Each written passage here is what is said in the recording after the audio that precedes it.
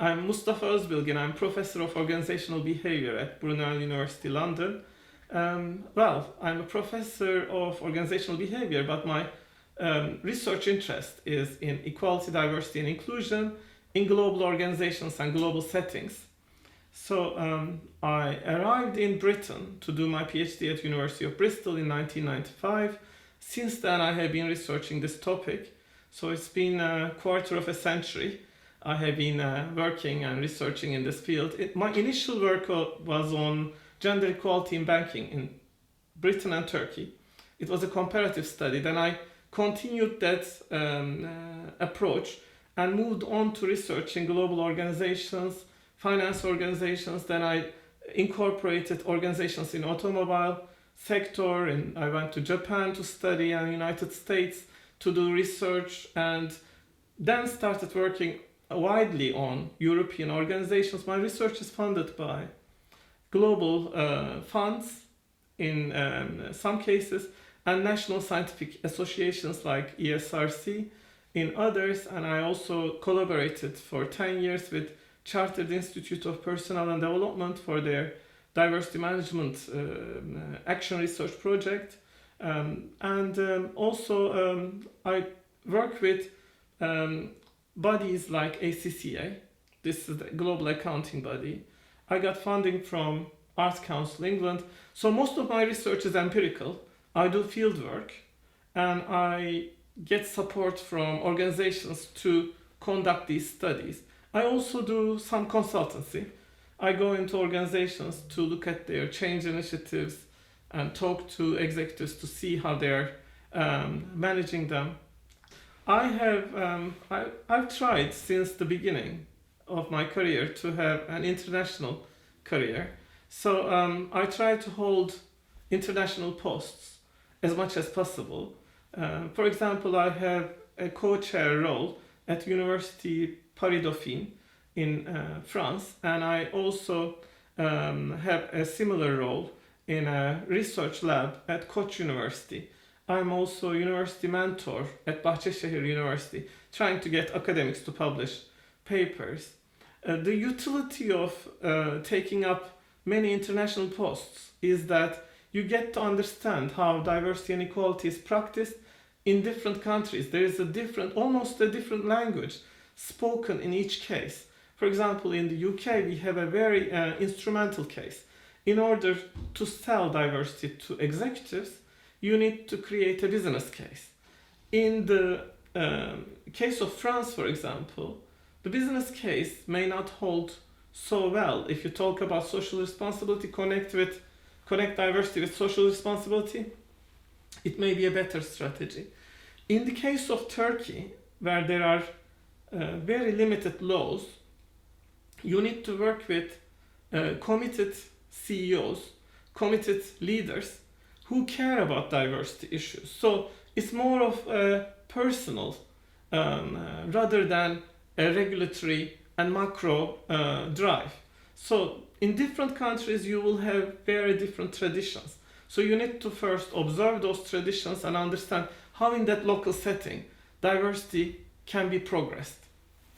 Yes. Well, equality, diversity and inclusion are three terms that are often interchangeably used, but if you look at the history behind them, if you look at the history behind equality, for example, it borrows a lot of elements from social movements, civil liberties that supported it to be a significant issue for workplaces today. If you look at diversity, the term diversity came out of the need for recognizing that the future of the workforce will be more diverse, whether we like it or not. And inclusion is a more recent term, but it came out of the need to recognize that when you have a diverse workforce, it may actually not be very inclusive. If you look at many of the global organizations, they are diverse, but whose opinion matters in those organizations? We still see lack of equality and diversity, the sum of which will be inclusion. If people's opinions were valued, if their opinions could be turned into organizational design, then you will have inclusion. So there are three terms that are complementary in my view. So if I use the metaphor of table, for example, diversity is the fact that many people sit at the table together from different backgrounds, irrespective of their backgrounds, visible and invisible differences.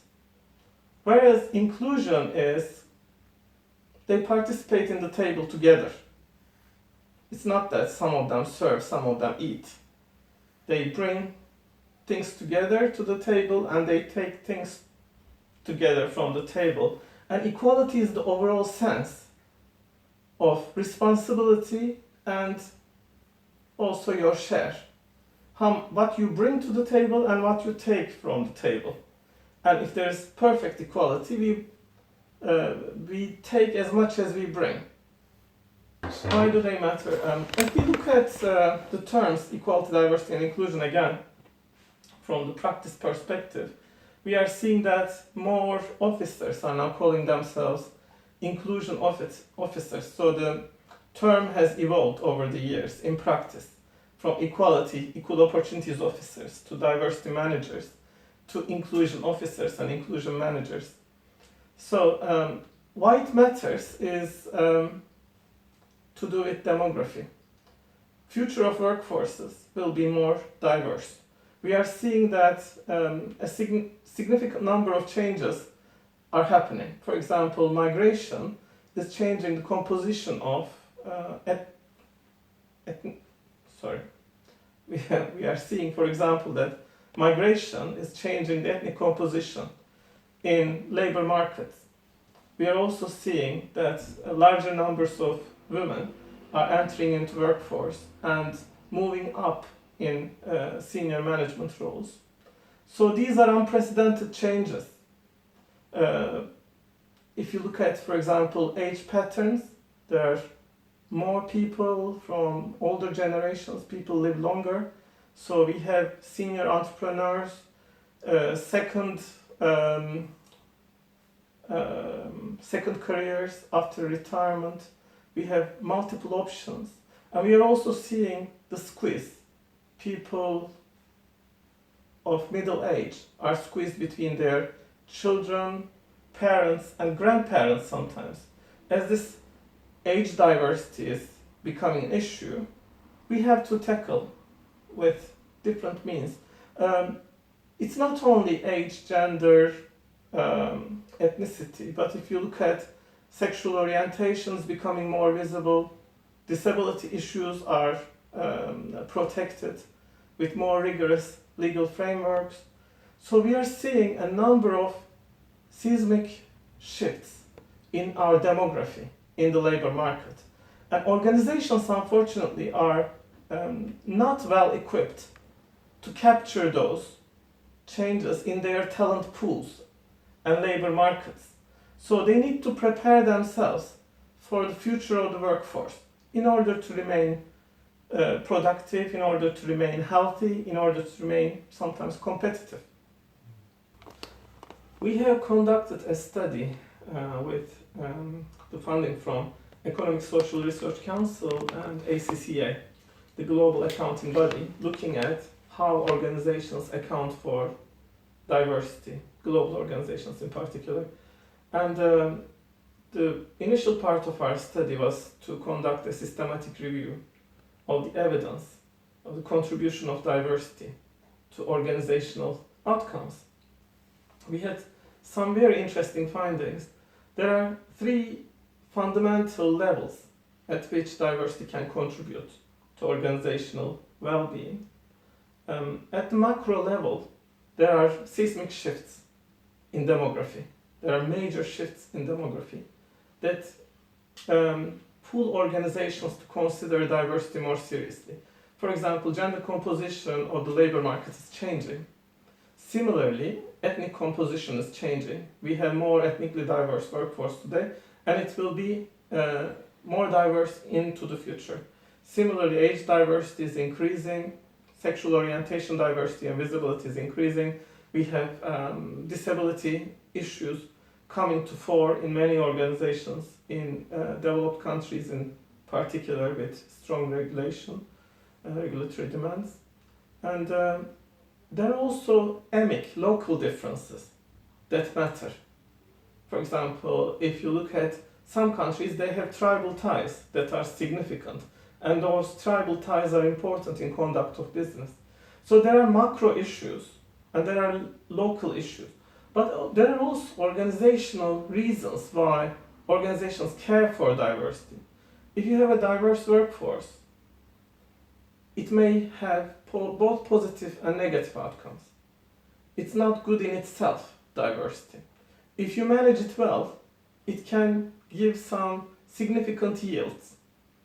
For example, diversity, if it is managed properly, can improve innovation. If you look at research on innovation, diversity is required. Both functional diversity and demographic diversity will support innovative potential of teams. Similarly, performance. You can have a better performance if you have teams which are diverse by gender, ethnicity, and if they are managed properly. I keep on repeating this caveat. Management of diversity is more important than diversity itself. Effective management of diversity is imperative for yielding, getting better outcomes out of using diversity as a resource.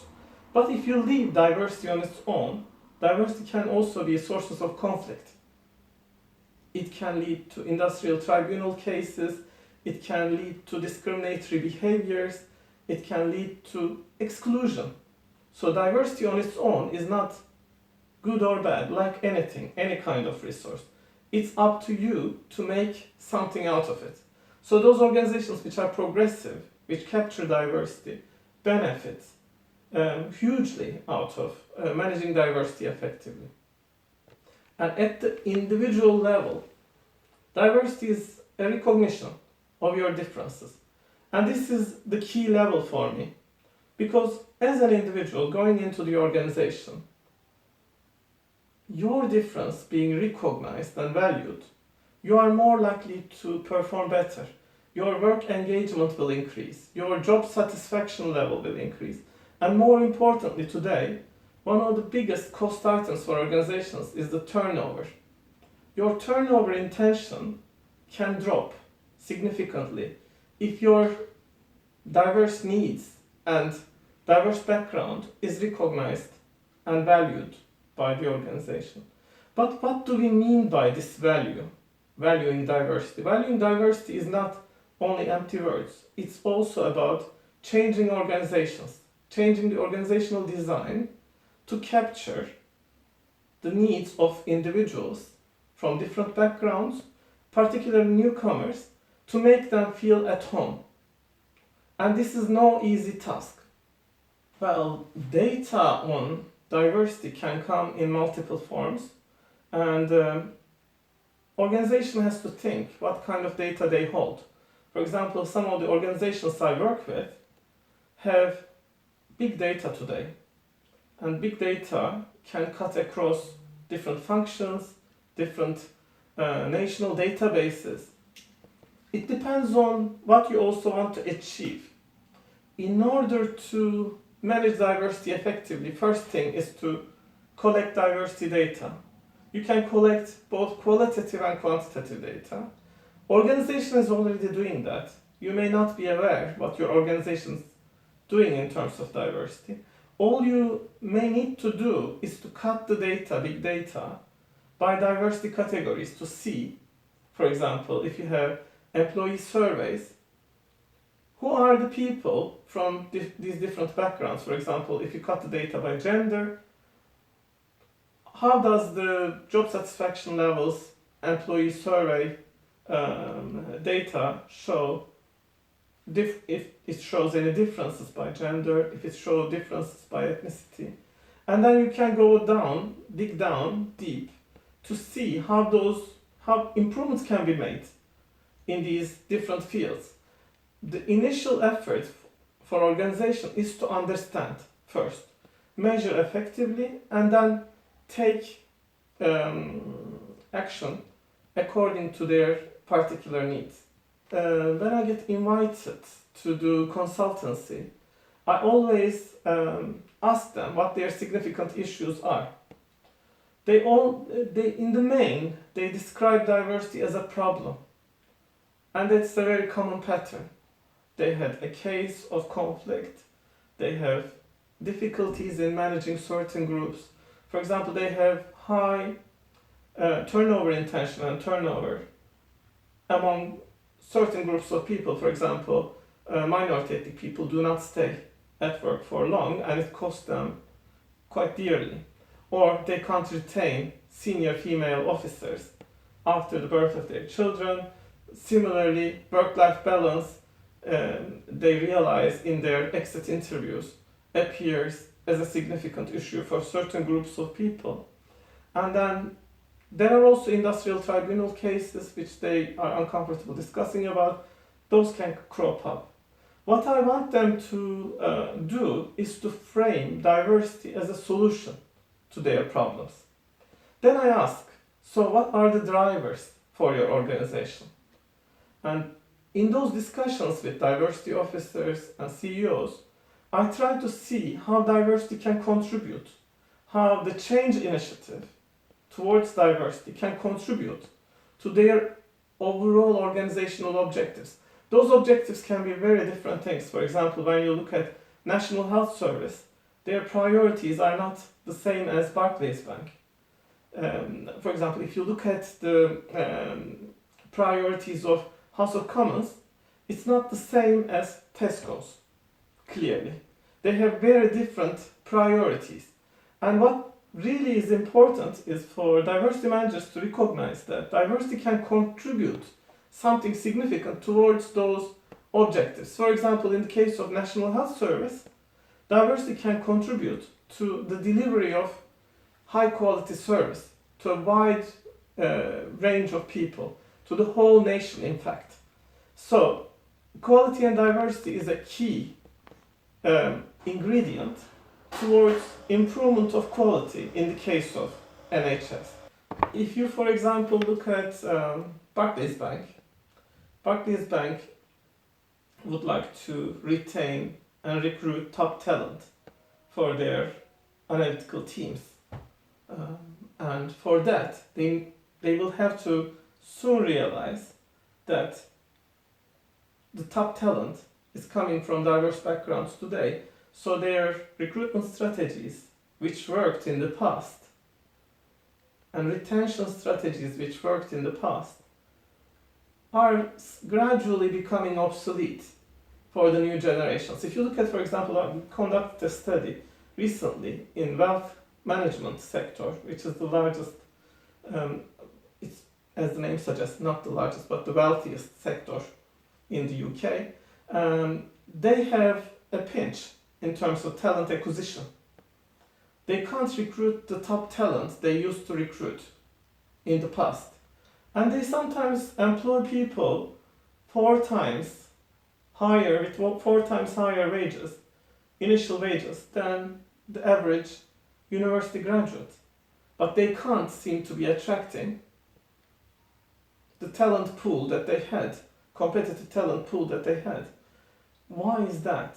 So when they ask this question, organizational rigidity appears to be a problem, because the institutions in the wealth management sector have remained intact and without much change over 300 years. It served them very well so far, but new generation of talented people, unlike the past generation, do not want to be molded into their organizations. They want to go to jobs where there is a higher purpose. So recognizing this diversity, for example, could have helped wealth management people. But instead, the graduates are going to high technology firms, which are offering them more flexibility and more authenticity. They could be themselves. Whereas in wealth management, on Fridays, they can remove their ties. This is the extent of flexibility and recognition of difference. So when you're women, when you are minority ethnic, of minority ethnic origin, when you have a disability, when you are of minority sexual orientation, when you are too young, too old, some sectors have issues with you. And actually, having issues with the workforce is not a very good idea. It's very important to recognize if your talent pipeline is going to be diverse, how are you going to prepare your organization into the future with their policies, with their practices? So what I advise organizations is to do some social dreaming. Where do you see your organization 5 years later, 20 years later? How can the current workforce take you there? How can you recruit the best talent that you can from the talent pool today? And what preparation have you done to prepare the organization for the diversity of workforce that you will recruit into the future? So it's a matter of preparing the organization.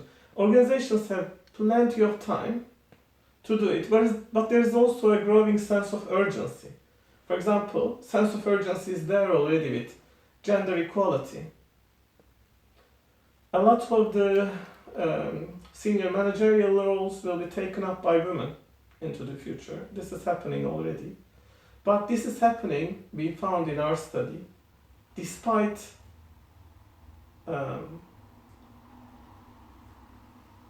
organizations' celebratory feel, they don't invest much into women in management or women in leadership positions. They don't. Instead, they celebrate when women achieve it against the will of the organization. So there's still rampant sexism, racism, homophobia in organizations, unfortunately, and individuals with talent achieve success despite their organizations. So I think we need to shift the dynamic so that the organizations work with the talented people and change themselves. So in a good design, organizational design, there are two elements. First, you need to understand what the newcomers want. And the second part of design is to translate those needs into changes, specific changes in your organizational structures, in your organizational management of time and people, and also space. Because many things can change. If you look at global organizations today, many of them have virtual teams. The idea of a workforce is redundant in many sectors. So people don't have office spaces. They work from home. They work from different venues. So how does the organization prepare itself for example, diversity in virtual settings? In real settings, we find it already hard to deal with differences. How about invisible differences? Differences of ideology. It's often not discussed, but they become problems in the long term. In the short term, we can deal with visible differences like gender, age, ethnicity, those which are visible. How about those which are invisible? For example, psychological disorders. 1 in 6 people have psychological disorders. How do we make sure that people with psychological disorders can be employed? Those who are clinically diagnosed, for example, can be employed in our workplaces, can achieve leadership success, and how do we continue without disruption to our services and operations? Similarly, ideological differences. How do we recognize? How do we value? How do we incorporate them in our practices so that they don't become a disruption, they don't become a problem, but they become a strength for our organization? Okay, in our most recent study with OECD, we looked at 10 countries and how diversity is received in global organizations.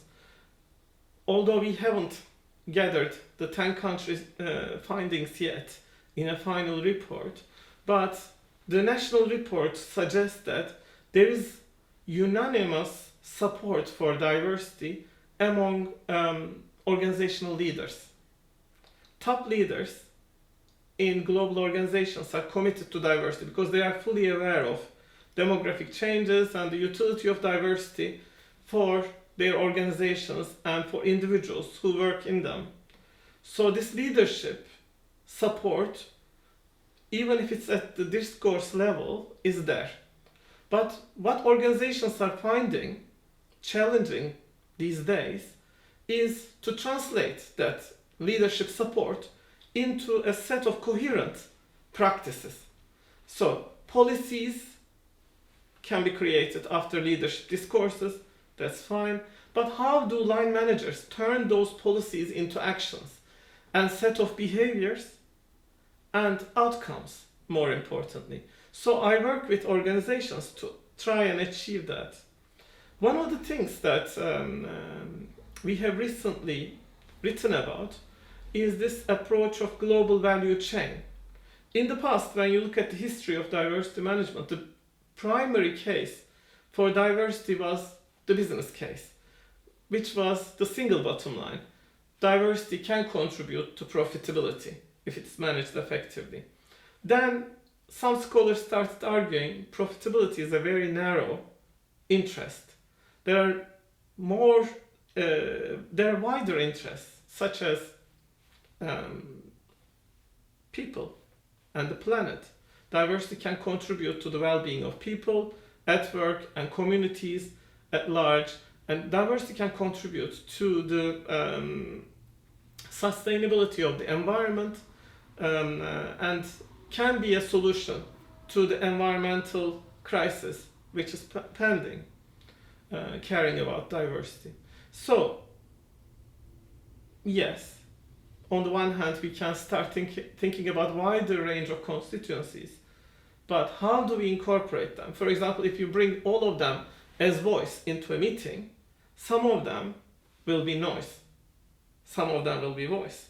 So, whose opinion do we care more about? So we need to regulate it somehow.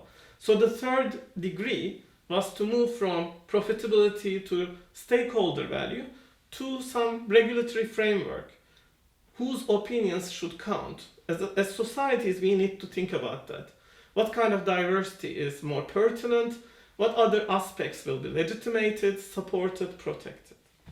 But this is not even sufficient. If you think about a global organization, they can move resources from one country to another. They can similarly move equality from one country to another, diversity from one country to another. An organization can provide perfect boardroom diversity in one country, in a developed country, for example, but they can exploit women in sweatshops in another country. So there is a value chain. If you look at the production, the idea, introduction of an idea, business idea, to the consumption of a product, there is a big value chain, Porter's term. But this value chain has not been used to look at diversity issues, because organizations deal with diversity at a local level. And our research demonstrated with ACCA that we need to really make this leap and try to regulate global organizations in their value chain so that the fairness is across the value chain, not only limited to national settings. And there's a sense of achievement in that, because if you look at gender equality debate, because it's regulated internationally, there has been a major push. But if you look at ethnic equality, it's very patchy. Achievements are very patchy. If you look at age equality, treatment of age at work, again very patchy. For example, in some countries, after 25 years of age, you can't apply to entry level positions. So second careers are not recognized, so on and so forth. Similarly, sexual orientation is still criminal to be of anything other than heterosexual orientation in many countries. And workplaces are risky places for sexual orientation minorities. If you look at disability again, there are major regulatory gaps. So we need to think about the global value chain more keenly in our efforts to manage diversity in global organizations. Because global organizations, as I said, can shift their diversity resources from one country to another, enriching some and starving others of key resources, or exploiting their key resources, key diversities. And how do we do that? We need to do that at a global level. United Nations is one route, but there is also the pressure that organizations receive from their customers. For example, their brand value can be diminished if we get organizations to account for their practices. They will be better at doing that because they want to improve their brand image. They want to be the employer that cares.